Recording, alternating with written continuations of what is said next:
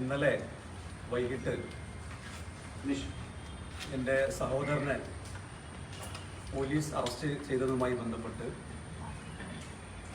പല വാർത്തകളും ശ്രദ്ധയിൽപ്പെടുകയുണ്ടായി. പല മാധ്യമപ്രവർത്തകരും അത് സംബന്ധിച്ച് പ്രതികരണം ചോദിച്ചതിൻ്റെ അടിസ്ഥാനത്തിലാണ് ഇന്നിങ്ങനെ മാധ്യമപ്രവർത്തകരെ കണ്ട് അതിനകത്ത് എൻ്റെ ഒരു നിലപാട് വ്യക്തമാക്കാം എന്ന് വിചാരിച്ചത്. ഒന്നാമത്തെ കാര്യം, എൻ്റെ സഹോദരനെതിരെ ചുമത്തിയിട്ടുള്ള കുറ്റം BNSലെ 2 വകുപ്പുകളാണ്. 132, 121(1). ഈ പോലീസ് ചുമത്തിയ ഈ 2 വകുപ്പുകൾ നിങ്ങൾക്ക് എല്ലാവർക്കും അറിയാം. ഒന്ന്, പോലീസിൻ്റെ കൃത്യനിർവഹണം തടസ്സപ്പെടുത്തി, അതുപോലെ തന്നെ പോലീസിനെ പരിക്കേൽപ്പിച്ചു. ഈ 2 ജാമ്യമില്ലാത്ത വകുപ്പുകൾ പ്രകാരമാണ് അദ്ദേഹത്തിനെതിരെ പോലീസ് കേസെടുത്തത്. അപ്പം അദ്ദേഹം ചെയ്തൊരു ക്രൈമിന് അദ്ദേഹത്തിൻ്റെ സഹോദരൻ എന്ന നിലക്ക് എനിക്കെതിരെ വ്യാപകമായി രംഗത്ത് വരുന്ന ഒരു കാഴ്ചയാണ് ഇന്ന് നമ്മൾ കണ്ടുകൊണ്ടിരിക്കുന്നത്. എൻ്റെ സഹോദരൻ ഒരു വ്യക്തിയാണ്, അദ്ദേഹം ഒരു ഇൻഡിവിജ്വലാണ്, ഞാൻ വേറൊരു വ്യക്തിയാണ്. അദ്ദേഹത്തിന് എൻ്റെ രാഷ്ട്രീയവുമായി യാതൊരു തരത്തിലുള്ള യോജിപ്പില്ല എന്ന് മാത്രമല്ല, എൻ്റെ രാഷ്ട്രീയത്തെ എപ്പോഴും വിമർശിക്കുകയും പരിഹസിക്കുകയും ഒക്കെ ചെയ്യുന്ന വ്യക്തിയാണ്. അദ്ദേഹത്തിൻ്റെ സോഷ്യൽ മീഡിയ അക്കൗണ്ടുകൾ പരിശോധിച്ചാൽ നിങ്ങൾക്കത് ബോധ്യമാകും.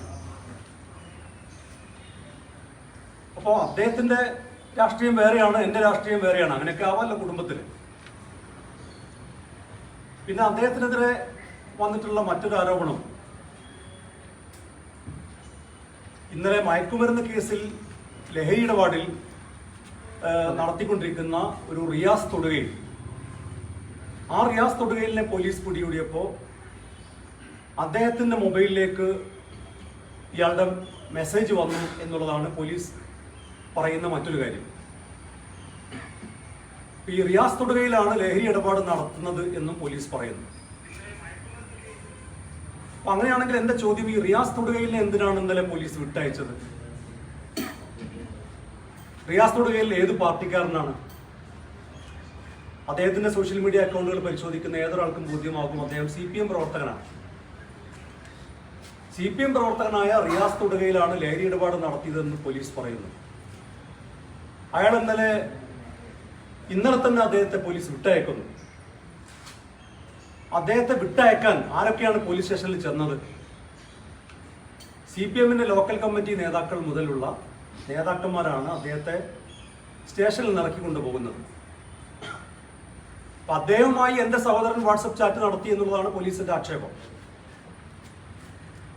എന്നാൽ എൻ്റെ സഹോദരനെ കാണാൻ വേണ്ടിയോ അദ്ദേഹത്തിന് സ്റ്റേഷനിൽ ഇറക്കി കൊണ്ടുപോകാനോ ഒരു ലീഗ് പ്രവർത്തകൻ കുന്നമംഗലം പോലീസ് സ്റ്റേഷനിൽ പോയിട്ടില്ല. നിങ്ങൾക്ക് അത് അന്വേഷിക്കാം. ഇപ്പം എൻ്റെ വീടിൻ്റെ ഒരു 3 കിലോമീറ്ററിനുള്ളിലാണ് കുന്നമംഗലം പോലീസ് സ്റ്റേഷൻ. ഞാൻ ആ പരിസരത്തേക്ക് പോയിട്ടില്ല. കാരണം അദ്ദേഹം ഒരു ക്രൈം ചെയ്തിട്ടുണ്ട് എങ്കിൽ അതിനുള്ള ശിക്ഷ കിട്ടണം. അതിനകത്ത് യാതൊരു തലക്കുമുള്ള ഇടപെടൽ നടത്താൻ ഞാൻ ആഗ്രഹിക്കുന്നില്ല. ഞാൻ എൻ്റെ മാതാപിതാക്കളുമായി സംസാരിച്ചു.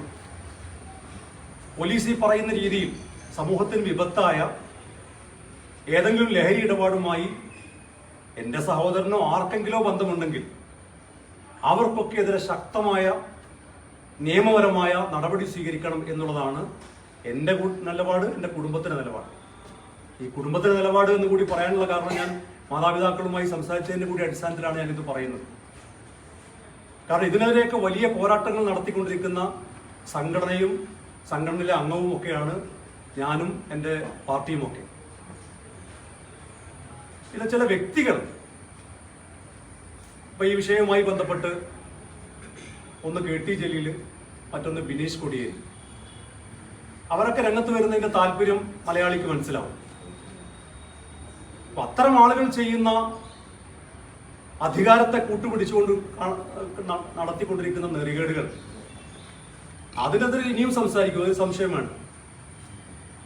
കുടുംബത്തിലെ ഏതെങ്കിലും വ്യക്തികൾ എന്തെങ്കിലും തെറ്റ് ചെയ്തു എന്നൊക്കെ ചൂണ്ടിക്കാണിച്ചിട്ട് ഞങ്ങളുടെയൊക്കെ വായടപ്പിക്കാം എന്ന് ആരെങ്കിലും വിചാരിക്കുന്നുണ്ടെങ്കിൽ അത് നടക്കാൻ പോകുന്നില്ല.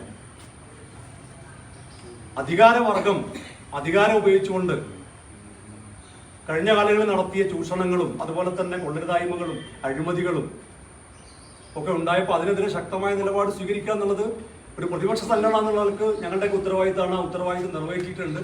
അത് ഇനിയും ചെയ്യും എന്ന കാര്യത്തിൽ യാതൊരു സംശയവുമില്ല.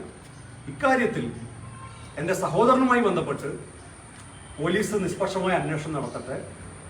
അതിനകത്ത് അദ്ദേഹം കുറ്റക്കാരനാണെങ്കിൽ മാതൃകാപരമായ ശിക്ഷ കൊടുക്കട്ടെ. അതിനകത്ത് രാഷ്ട്രീയപരമായ വ്യക്തിപരമായോ യാതൊരു തരത്തിലുമുള്ള ഇടപെടൽ നടത്തില്ല എന്നുള്ളതാണ് അതുമായി ബന്ധപ്പെട്ട് എനിക്ക് അറിയിക്കാനുള്ളത്. പക്ഷെ ഒരു വ്യക്തിയാണ്, സഹോദരൻ വ്യക്തിയാണ് അന്ന് താങ്കൾ തോന്നുന്നു. പക്ഷെ മറ്റു കേസുകളിൽ വരുമ്പോൾ താങ്കളുടെ നിലപാട് അതൊക്കെയാണ് സോഷ്യൽ മീഡിയയിലൂടെ ചർച്ചയാവുന്നത്. താങ്കൾ ഉൾപ്പെടെ പറയുന്നത് രാഷ്ട്രീയക്കാരുടെ മക്കളോ അല്ലെങ്കിൽ ബന്ധുക്കളോ ഏതെങ്കിലും കേസുകളിൽ പെട്ട രാജിവെക്കുന്ന ആവശ്യം താങ്കൾ ഉൾപ്പെടെ ഉന്നയിച്ചിട്ടുണ്ട്. അപ്പൊ ഈ വിഷയത്തിൽ മാത്രമേ വ്യക്തിയാവുന്നത് കൊണ്ടാണ് അങ്ങനെ ഉന്നയിച്ചിട്ടുണ്ടോ? നിങ്ങൾക്ക് അത് ചൂണ്ടിക്കാണിച്ചു തരാൻ കഴിയോ? ഇഷ്ടംപോലെ കേസുകൾ ബിനീഷ് കോടിയേരി ഉൾപ്പെടെ എന്ന് പറഞ്ഞത്. ബിനീഷ് കോടിയേരിയുടെ കാര്യത്തിൽ, ബിനീഷ് കോടിയേരിയുടെ വിഷയത്തിൽ ഞാൻ എന്താണ് പറഞ്ഞത്? നിങ്ങളുടെ ആർക്കൈവ്സിൽ ഉണ്ടാവുമല്ലോ. അതിനകത്ത് ബിനീഷ് കോടിയേരി ചെയ്ത തെറ്റിന് അദ്ദേഹത്തിന്റെ പിതാവ് രാജിവെക്കണം എന്നൊരാവശ്യം ഞാൻ ഉന്നയിച്ചതായി നിങ്ങൾക്ക് കാണിച്ചു തരാൻ കഴിയും. അപ്പൊ പ്രസ്ഥാനം ആര് പറഞ്ഞു? ആരെങ്കിലും ചൂണ്ടിക്കാണിച്ചോ? എന്റെ പാർട്ടിയിൽ ആരെങ്കിലും പറഞ്ഞു മകൻ ചെയ്ത തെറ്റിന് അച്ഛൻ? ഞങ്ങൾ പറഞ്ഞ എന്താണ്?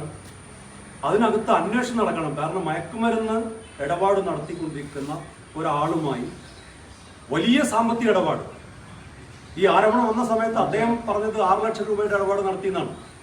പിന്നീട് അന്വേഷണത്തിൽ എന്താണ് വ്യക്തമായത്? 50 ലക്ഷം രൂപയുടെ ഇടപാട് നടത്തിയെന്ന് വ്യക്തമായി. മാത്രമല്ല ബിനീഷ് കോടിയേരിക്ക് ഈ മയക്കുമരുന്ന് ഇടപാട് നടത്തുന്ന ആളുമായിട്ടുള്ള പരിചയം എങ്ങനെയാണെന്ന് ചോദിച്ചപ്പോൾ അദ്ദേഹം എന്താ പറഞ്ഞത്?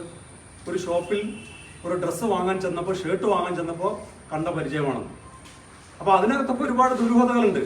അപ്പൊ അധികാരത്തിലിരിക്കുന്ന ഒരു പാർട്ടി, ആ പാർട്ടിയുടെ ഭാഗമായി നിൽക്കുന്ന ഒരാള്, അങ്ങനെയുള്ള ഒരു വ്യക്തി ഇത്തരമൊരു ആരോപണത്തിൽ നിൽക്കുമ്പോൾ അതിനകത്ത് അന്വേഷണം നടത്തുന്നത് ന്യായമായ കാര്യമാണ്. എന്താ സംശയം? അതുപോലെയാണോ എൻ്റെ സഹോദരൻ? ഞാൻ ഒന്ന് അധികാരത്തിന്റെ ഭാഗമായി നിൽക്കുന്ന ഒരാളല്ല, ഞാനൊരു ജനപ്രതിനിധിയല്ല, ഒരു അധികാരത്തിന്റെ ഭാഗമായി നിൽക്കുന്ന ഒരു വ്യക്തിയല്ല. ഏതെങ്കിലും നിലക്ക് അദ്ദേഹത്തെ സഹായിക്കാൻ എനിക്ക് കഴിയില്ല. ഇനി കഴിയുമെങ്കിൽ യൂത്ത് ലീഗിന്റെ സംസ്ഥാന ജനറൽ സെക്രട്ടറി എന്നൊക്കെ ഉള്ള പദവി ഉപയോഗിച്ച് സഹായിക്കാൻ ഉദ്ദേശിക്കുന്നില്ല എന്ന കാര്യമാണ് പരസ്യമായി ഇവിടെ വ്യക്തമാക്കുന്നത്. നിങ്ങൾക്ക് പോലീസ് സ്റ്റേഷനിൽ ബന്ധപ്പെടാം, പോലീസുമായി ബന്ധപ്പെടാം, ഏതെങ്കിലും നിലക്ക് ഞാനൊരു ഇടപെടൽ നടത്തി എന്ന് ആരെങ്കിലും പറയട്ടെ. അത് നിയമത്തിന്റെ വഴിക്ക് പോകട്ടെ എന്ന വളരെ ക്രിസ്റ്റൽ ക്ലിയർ ആയിട്ടുള്ള നിലപാടാണ് ഇക്കാര്യത്തിൽ എനിക്കുള്ളത്. അതിനകത്ത് യാതൊരു തരത്തിലുള്ള ഇടപെടലും ഞങ്ങൾ വരുന്നില്ല. അതിനെ രാഷ്ട്രീയമായി പ്രതിരോധിക്കാനില്ല, വ്യക്തിപരമായി പ്രതിരോധിക്കാനില്ല, മറ്റേതെങ്കിലും നിലക്ക് പോലീസിനെ ആക്ഷേപിക്കാനില്ല. അതൊക്കെ അതിന്റെ വഴിക്ക് നടക്കട്ടെ. പക്ഷെ ഒരു ചോദ്യം എനിക്ക് ഉന്നയിക്കാനുള്ളത്, അത് മാധ്യമപ്രവർത്തകരോട് ശ്രദ്ധയിൽ കൂടി കൊണ്ടുവരാനുള്ളതാണ്. ഈ ലഹരി ഇടപാട് നടത്തിയിട്ടുള്ള, ഇതിന് നേതൃത്വം കൊടുത്ത ഈ റിയാസ് തക്കയിൽ എന്ന് പറയുന്ന വ്യക്തിയെ എന്തിന് പോലീസ് ഇന്നലെ തന്നെ വിട്ടയച്ചു? അദ്ദേഹത്തെ ആരാണ് അവിടെ നിന്ന് ഇറക്കി കൊണ്ടുപോയത്? അദ്ദേഹത്തിന്റെ രാഷ്ട്രീയം എന്താണ്? എന്തുകൊണ്ടാണ് ആ രാഷ്ട്രീയം ഒന്നും ചർച്ച ചെയ്യാത്തത്? അതേ സമയത്ത് 130 to 121 BNS ആക്ട് പ്രകാരമുള്ള ഒരു കേസിനെ സംബന്ധിച്ച് പ്രതിയായ ഒരാളെ എന്നെയും ചേർത്ത് വളരെ മോശമായ രീതിയിൽ ചിത്രീകരിക്കുക, ഈ മയക്കുമരുന്ന് ഇടപാട് നടത്തി എന്ന് പോലീസ് തന്നെ പറയുന്ന റിയാസ് തക്കയിൽ എന്ന് പറയുന്ന CPM-കാരനെ ബോധപൂർവ്വം മറച്ചു വെക്കുക, അത് ശരിയല്ല എന്ന ഒരു വൈരുദ്ധ്യം ചൂണ്ടിക്കാണിക്കുക മാത്രമാണ് ഞാൻ ചെയ്തിട്ടുള്ളത്. മറ്റു കാര്യങ്ങൾ ഞാൻ ഈ പറഞ്ഞതുപോലെ പോലീസിന്റെ അന്വേഷണം നടത്തട്ടെ, നിഷ്പക്ഷമായ അന്വേഷണം നടത്തട്ടെ. ഏതെങ്കിലും നിലക്ക് തെറ്റായ ഒരു പ്രവൃത്തി എൻ്റെ സഹോദരന്റെ ഭാഗത്ത് ഉണ്ടായിട്ടുണ്ടെങ്കിൽ അതിന് മാതൃകാപരമായ ശിക്ഷ കിട്ടുന്നതിൽ ഏറ്റവും അധികം സന്തോഷിക്കുന്ന വ്യക്തി ഞാൻ കൂടിയായി. പക്ഷെ ഒരു കാര്യമായി CPM-കാരും CPM-കാരും പറയുമ്പോൾ ആ CPM-കാരിൽ നിന്നാണ് താങ്കളുടെ സഹോദരനിലേക്ക് എത്തുന്നത്. അല്ല, എന്റെ സഹോദരനെതിരെയുള്ള ആക്ഷേപം എന്താണ്? ഇദ്ദേഹമായി വാട്സപ്പ് ചാറ്റ് നടത്തി എന്നുള്ളതാണ്. അതേ സമയത്ത് ഈ CPM പ്രവർത്തകനെ കുറിച്ചുള്ള ആക്ഷേപം എന്താണ്? അല്ല, പോലീസ് അന്വേഷിക്കട്ടെ. പോലീസ് കിട്ടിയിട്ടില്ല, മൊബൈൽ ഫോൺ പരിശോധിക്കാൻ കഴിഞ്ഞിട്ടില്ല എന്ന് പോലീസ് പറയുന്നു. അതേ സമയത്ത് ഈ കുറ്റസമ്മതം നടത്തിയത് ആരാണ്? റിയാസ് തൊടുകയിലാണ്. അപ്പൊ റിയാസ് തൊടുകയിൽ ആരാണ്? CPM പ്രവർത്തകനാണ്. അദ്ദേഹത്തിന്റെ ഫേസ്ബുക്ക് അക്കൗണ്ട് പരിശോധിച്ചാൽ നിങ്ങൾക്ക് ബോധ്യമാവും. അദ്ദേഹം അത് വ്യക്തമാക്കിയതാണ്. അപ്പൊ എന്റെ സഹോദരൻ മുസ്ലിം ലീഗ് പ്രവർത്തകനല്ല, നിങ്ങളത് പരിശോധിക്കും. അദ്ദേഹം